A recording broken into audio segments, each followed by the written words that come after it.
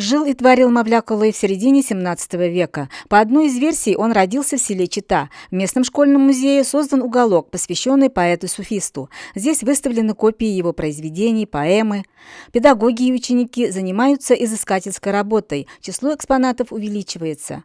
А сегодня изучение наследия поэта проводится уже на уровне района. В прошлом году состоялась республиканская историко-краеведческая конференция, посвященная его жизни и творчеству, а в этом году уже Всероссийская научно-практическая конференция.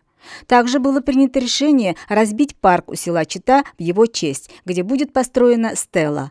Работы здесь уже начались. На территорию завезли бутовые камни, залили фундамент под стеллу. На этой неделе здесь организовали субботник.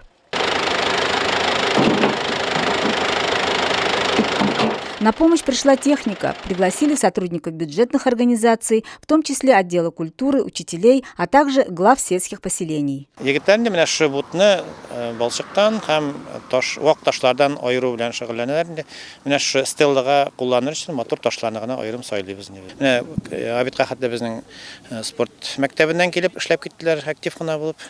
Оставшийся бут тоже не пропадет. Его разровняют по всей территории.